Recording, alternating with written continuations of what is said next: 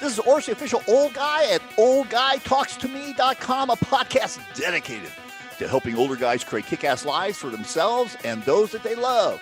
It's for women too. Each week, I bring you a special guest to help you create that life that you imagine for yourself and those that you love. We talk anti-aging medicine, personal growth, relationships, and sex, vices, and other topics that many don't want to talk about but need to. Just because you're getting older doesn't mean you have to be old. Also, if you want to know 3 ways to get laid more frequently without begging, go to oldguytalks.com and opt in. When you do, you're going to get my informative video on 3 simple things you can do to get laid more frequently without begging, so you don't have to turn in your man card. And ladies, you may want your man to know these things, because I think you'll like it too. Additionally, you'll be notified weekly when a new podcast episode is ready for you to consume. Periodically, I will share with you other stuff that will help you create that life that you want for yourself and those that are important to you. Don't want to miss anything? Be sure to subscribe, share, and review this podcast. Did you know that there are 76 additives that have been approved by the FDA that can be added to wines? You want a wine with shit in it that may not be good for you? Well, there is an option for wines that have been produced naturally, organically, that have been tested, that have no sugar. And when they don't have any sugar, that means that they're ketosis and intermittent fasting friendly. These wines have been produced with a great deal of care on small farms and are available to you. How do you get them? Find out by going to www.oldguytalks.com/dry farms, all one word with an S, and find out more. And with your initial order, you can get a bottle for 1 penny. That's right, a bottle for 1 penny. And they taste great. They taste great. Don't wait, don't hesitate, don't procrastinate. Get those wines now. This is information only. Consult with an appropriate professional before starting any program. Do not be stupid. You are responsible for your own shit. The old guy is a capitalist and not a socialist weasel. He will be promoting stuff here and may be compensated. You can rest assured the old guy only promotes stuff he uses. You may have different results. This is Oris the K-Man from www.oldguytalks.com coming at you with Jay Campbell from FabFitOver40. That's 40.com. You got to go to his website. We're going to be talking to you today about another session on testosterone replacement therapy. Before we start the interview, right here, you got to get Jay's book, The Definitive Testosterone Replacement Therapy Manual. Below, you're going to find a link to Amazon where you can buy it. It's really good. This is a manual. You got to take notes when you read the book. Use it as a workbook. So, Jay, we've had a couple of sessions, had a few sessions here, and today we're going to talk about a little bit about. So you're already taking testosterone, right? And, you've got a protocol that's working for you. Let's talk about what the blood levels mean and what are the normal ranges and how do doctors look at that and what's normal and what's not normal and what do you need to know about the testosterone levels? Sure. So if you're a man already undergoing testosterone therapy and hopefully you're working with a progressive doctor that understands how to measure your blood and do all these things, the most important things, and again, this is actually, I have a cheat sheet, as you know, laid out in the book. I think it's in chapter 10 or chapter 11 of the different tests and the different biomarkers, if you were, that you should be massively cognizant and aware of. Okay, again, every year. So normally what I say is, like, if you're undergoing testosterone replacement therapy, you should be getting, and again, depending on your age, for guys 50 and older, you should definitely be getting your blood work done at least twice a year. Okay, now hopefully you're working with a progressive physician that understands how to do that. But again, as we already have discussed, many don't. This is about you. It's not about him. He has 600, 800,000 patients. You have to take ownership of your health. So again, read my book. It's all in there. But twice a year and maybe 3 times. So most important biomarkers for aging men to be aware of for sure, and I'll go in order, is your hematocrit and your hemoglobin. Now, those two levels are essentially a measurement of your red blood cells and the effectiveness or the aerobic effectiveness of those red blood cells. So what happens is that some guys, and not all guys, but some guys who take testosterone, especially injectable delivery systems, have the ability to develop what is called a thickening or a sludging of their blood. Now, this is not something to be worried about. It's not something to say, oh my God, I don't want that to happen to me. It can easily be alleviated by giving blood. So going to a doctor, and I even tell most guys, just go to the Red Cross, just make an appointment. I'm coming down, I'm donating my blood. You do that once a year, and you're usually golden. Now, the more cardiovascularly efficient you are, so if you do cardio, and of course I recommend in my book that you should do cardio because you want to improve the strength of your heart. Weight training is amazing, and we know it gives you all these different benefits at skeletal level and building muscle and improving fat metabolism, but you also have to do some form of cardio to improve the efficiency of your heart. Now, making sure you do that should also minimize the issues that you have with your hemoglobin and your hematocrit. Again, to its esoteric words, it's totally written about in the book, very simple to highlight, as Oris has already said. Your level should be, your hematocrit and your hemoglobin. Hemoglobin should be somewhere in the level of under 18, and your hematocrit should be under 50. But again, it's all in the book. The other stuff to be aware of, your PSA. Your PSA is your prostate-specific antigen test. Most guys, when they have a stable level of blood testosterone, their PSA levels off. Some guys, depending on the delivery system, when they first use testosterone, can have a transient rise in their PSA. A good doctor will not be concerned about that. But again, how many of us are going to be working with a good doctor? So just make sure that you educate your doctor and say, depending on your delivery system, say, hey, doc, I want to make sure that if my PSA looks high, that you retest me in a month. Okay? Sure. Because, go ahead. Oh, let's talk about some of the things that can raise your PSA. Right. First one comes to mind. Sex will raise your PSA. Right.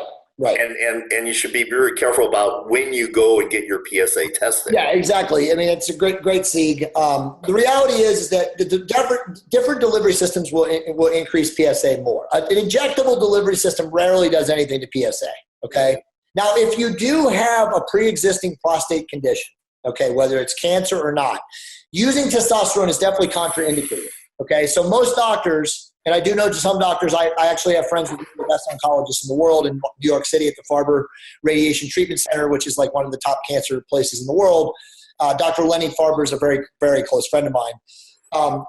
He actually treats some of his prostate cancer patients with testosterone. Now, he's an advanced level doctor. I'm not telling the average garden variety doctor to go out there and test guys that have a pre-existing prostate issue testosterone because, again, it's contraindicated. But you don't want to test, you don't want to get your blood tested, or you don't want to get tested whenever you're going back for a test to measure all the different hormones and biomarkers until a couple of days after your shot. Because when you test like on the same day of or the next day, your body is going to be at a quote unquote super physiologic level because, again, the way the ester cleaves in the body, and it can throw false positives.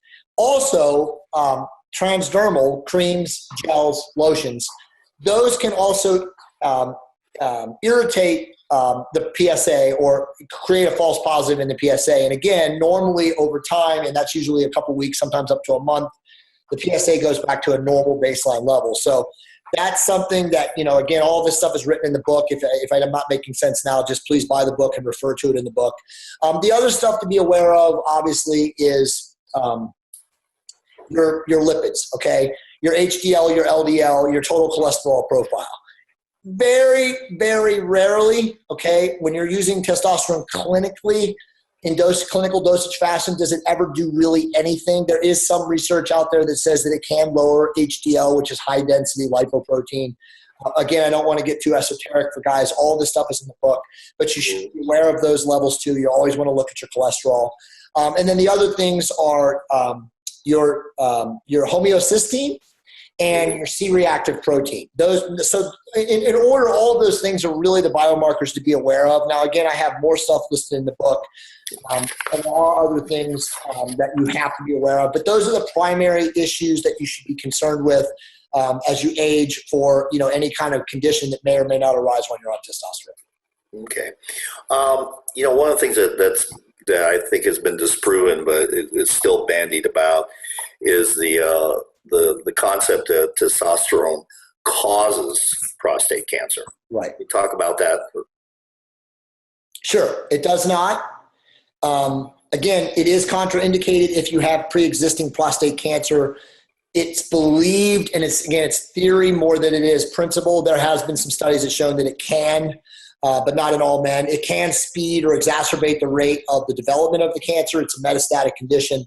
But most of the time, testosterone does not do anything with the prostate from a standpoint of cause cancer. And in fact, going back to our last conversation, those men with supremely low testosterone as they age, again, not being or having their hormones optimized, are more likely to have prostate issues because prostate cancer can grow in a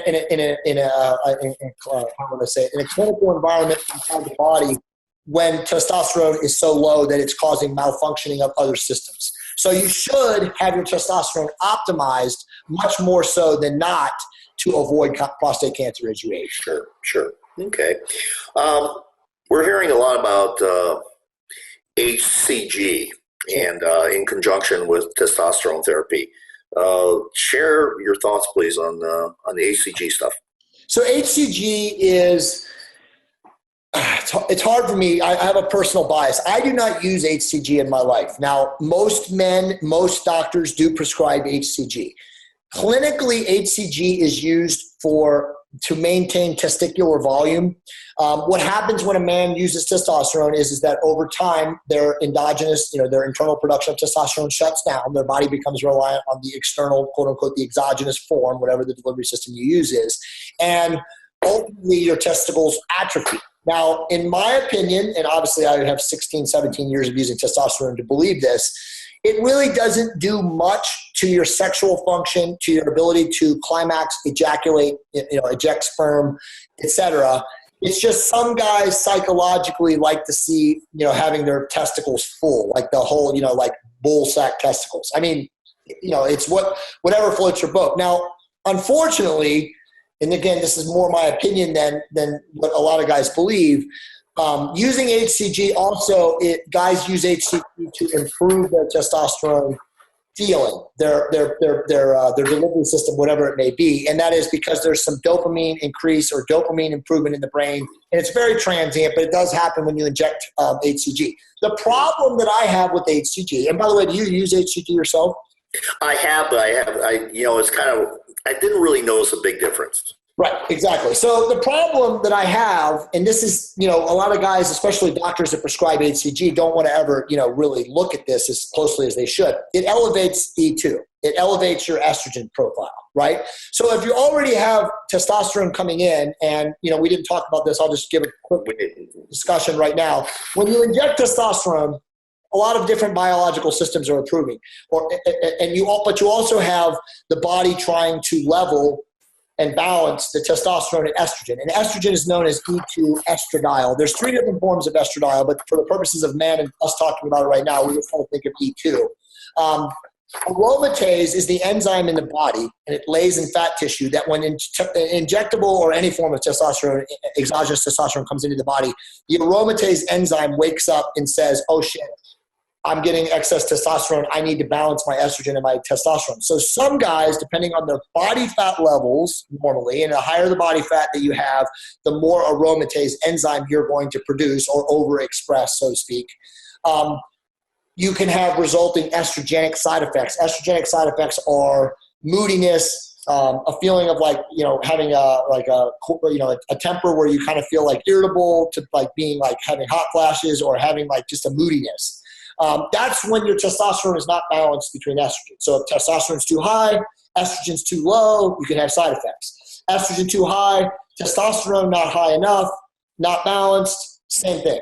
So ultimately, HCG, in my opinion, can throw off the balance between testosterone and estrogen because it can increase estrogen. Also, it has the ability to mimic luteinizing hormone, which is the number one reason that guys and doctors prescribe it, is because they say that having luteinizing hormone, the body creating like this mimic, as I would call it, of luteinizing hormone from the HCG allows your body to continue to produce luteinizing hormone so that you never completely foul up your internal, what is called your HPTA, your hypothalamic testicular axis, which is you're basically like the central nervous system of your body from a hormone standpoint. So you want to keep your axis balanced, and so that's why they say HCG. But again, in my experience, using HCG, while there may be a very, very transient benefit from it, if you use too much of it and you use it for too long, it doesn't work, but it still continues to produce estrogen, and it can elevate estrogen. So in my opinion, I don't use it. Now, again, there's millions of guys that use HCG. There's numerous doctors that could come on your show and tell me that I'm full of shit. But again, it's just my personal opinion. You know, Jim and I are not big proponents. Jim, of course, doesn't use it either. We're not very big proponents of it. But whenever you use anything in the hormone world, we always say, hey, you know what? We're all different. We're all endocrinologically and metabolically and biochemically unique. So try it and see what happens to you. Yeah, there's a lot of, you got to pick and choose and figure out what works for you individually. There's some rules in general, but this is a very, we're all different in little different ways. So let's talk a little bit more about if you're a converter, and what do you do? What do you mean when you say a converter? Where you convert from testosterone to estrogen? Okay, good question. Great question. So, so what happens is okay. So, and again, this is in the book. If you're fat, okay, and when I classify fat as like 25% or higher body fat, there's a very, very strong likelihood that you are going to produce an overexpression of aromatase, which leads to estrogen. Okay, estrogen is needed. I don't want guys to think that you don't need estrogen. We absolutely, positively, unequivocally need estrogen. If you have no estrogen, you will be a sexual eunuch. You will have no sex drive. You will be sexually dysfunctional. You will have no desire. You will not be able to get an erection. So you have to have some level of estrogen. You probably, and everybody's different, but normally you want to have a level of estrogen of anywhere from like the high teens up until the mid 30s. Okay, higher or lower, you're going to have side effects. The fatter you are, the more likely you're going to have high estrogen. So you're going to be over that 45 level and higher. I've seen guys in the hundreds. John, hundreds. You know, he had serious problems. Let's kind of switch gears a little bit and talk about HGH and ipamorelin and those meds and how they fit into anti-aging protocol. You mentioned them in your book, and I kind of like to hear a little bit about that. Yeah, sure. So like I think in the next iteration of the book, V2 or whatever we call it, I'll probably talk a little bit more about additional medications that someone can do to really, you know, advanced strategies type stuff somebody can do to enhance. I'm not a big proponent of growth hormone, although, well, let me take a step back.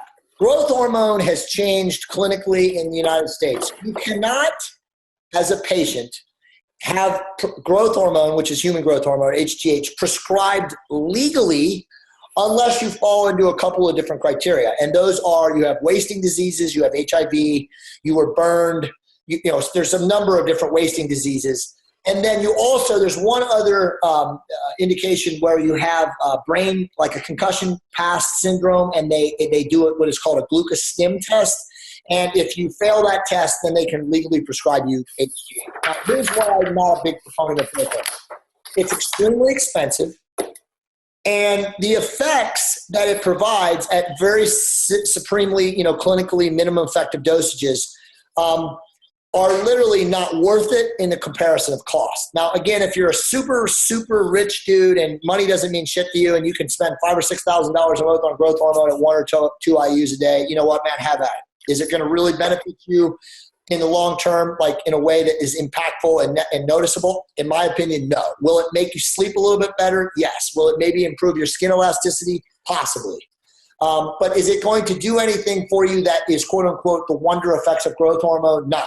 It will not. Now, in order to get those quote-unquote wonder effects of growth hormone, you have to use massive dosages. Now, the bodybuilder type dosages. Now, when you use 6 IUs or greater a day, AM, PM, whatever, you know, a lot of guys just do it at night to sleep better.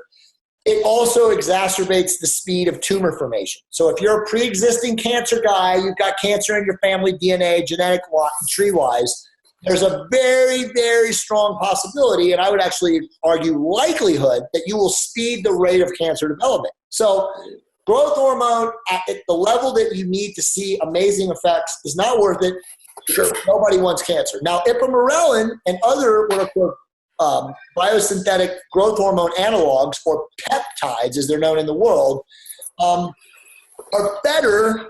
They're not as strong. They're not as effective. But ipamorelin, in my opinion, is the only one of all the different peptides, and there are different peptides that are scripted by various anti-aging physicians that are similar to ipamorelin. But ipamorelin is the only one that any of the guys that are watching your show should consider, because it's the only one in vivo, in study, to actually not increase cortisol and prolactin like growth hormone does. All the other peptides also increase cortisol and prolactin. So ipamorelin is the only one that doesn't. So you can use ipamorelin and get a very low-grade, mild effect of growth hormone increase. Now, the other benefit of ipamorelin is that it increases your body's natural production of growth hormone. So it doesn't disturb, like growth hormone does, your body's production of growth hormone. So it's all it is doing is it's increasing or improving your pituitary to increase its natural growth hormone production. So as you get older and you have less natural production, it's a great medication. Now, the problem with ipamorelin is there's only like 2 or 3 compounding pharmacies at last check that make it. Now, there are a million over-the-counter research chemical companies out there that sell ipamorelin. I always tell guys to avoid those companies because the average owner of those companies is a convicted felon. And dead serious. They're not legitimate people. They could send you 6 months worth of ipamorelin and it works amazing. And then you buy another 6 months thinking this guy's the man, and he sends you, salinated shit water, bacteriostatic water with nothing in it. Yeah. You can't trust any of these guys. The only way that you can trust getting legitimate ipamorelin is to go through a compounding pharmacy. I know that Empower Pharmacy, the owner of Empower Pharmacy in Houston, Sean Norian, I'd be happy to give his information to any of you guys. He's an amazing guy. He'll sell it to anybody with a prescription. His doctor writes a script. I trust him. He sells it in 15 milligram dosages, which will last any guy about 2 months. So that's the only peptide that I can recommend. Now, I want to say as an aside, I do not use growth hormone. I do not use peptides. There's one thing that is very recent data, and I'm giving you kind of a breaking news flash here, is that elevated IGF levels, which comes from taking growth hormone or any growth hormone secreting peptide like ipamorelin, also has the sad, fucked up ability to create gyno. So, obviously gyno can happen from unbalanced testosterone and estrogen. We know that. But the one thing that we didn't know, or we're finding out much more now, is that also elevated IGF levels, IGF-1, which is interstitial growth fluid, which is essentially what gets elevated when you use growth hormone, also can flare gyno. Now, the problem with gyno that comes from growth hormone or any peptide that increases growth hormone formation is it's glandular. When it's glandular and not estrogenic or estrogen-based, glandular can only be removed through surgery. So you don't want, in my opinion, again, everybody's different. Not everybody's going to get this, but you don't want to fuck around with getting, especially older guys, with getting gyno from IGF, elevated IGF, because you're going to have surgery. And guess what? It's not something that you can do through your benefits. And the guys that are good at doing it charge a fucking fortune. Right. And you're going into your nipple. You're going into your nipple, and every time you do an invasive surgery into an area that's full of, nerve endings, dude, anything can happen. Sure. So I tell guys I'm very cautious about using growth hormone and peptides because of that. And that's very, very recent data. Nelson and I have been talking about that. There's been like 3 or 4 studies that have come out in the last 6 months that have seen that now. And so I think what we're going to end up seeing in the next 5 years is we're going to see a massive increase in guys with gyno, and it's going to be glandular because they've been using these research chemical company peptides. Some doctors, and I've heard this before, recommend cycling off of testosterone. What's your view on that? Complete unadulterated, uneducated ignorance. You cannot cycle off testosterone when you're using it as replacement therapy, because as soon as your body shuts down its endogenous production, cycling off of it you're going to be a eunuch. You're going to basically be dysfunctional. You're going to have no natural testosterone production. So the only way you could quote unquote cycle off of it is if you obviously you get cancer or you get some sort of medical condition that says that, using testosterone can speed or accelerate the rate of formation of whatever, disease you have. If you do that, then you have to take medications that can restart your natural testosterone production. And those are clomiphene, known as Clomid. Obviously, HCG has a purpose in that. However, the number one medication that a guy would use if they have to come off testosterone is what is called HMG, which is human menopausal gonadotropin. HCG is human chorionic gonadotropin. All they are is actually women's urine. They're actually amino acids found in women's urine when they're fertile, when they're pregnant. And so they take this and they synthesize this under laboratory conditions, and guys inject it, just like how guys would inject HCG, they would inject it. But there's never a reason to come off of testosterone when you're using it for replacement therapy unless you have a condition that warrants it. All right. Okay. Well, Jay, I want to thank you. This has been a great interview, very informative. It's been awesome. Learned some things. I want to tell everyone to make sure that they visit Jay's website, FabFitOver40. That's 40.com. Has lots of good information, and it's a very active site. There is stuff showing up there all the time. Also, get the book, The Definitive Testosterone Replacement Therapy Manual, on Amazon. Link right below. Get that, read it, use it as a workbook. All right. Jay, thank you. This is Boris the K-Man from www.oldguytalks.com signing off. Create a great day. Thanks for joining me on this podcast. If you like what you heard and learned, then be sure to do 3 things. 1, subscribe so you don't miss the next episode. 2, share this with someone who may need to hear it also, and it may be your significant other. And 3, review it. Give me a good review. If you didn't like it, give me a bad review. I don't care. Just review me. And be sure to get my free video on 3 ways to get laid more frequently without begging. Opt in at oldguytalks.com. Don't be that guy that just takes in the information. Take action. Without action, you're not going to get the results you want.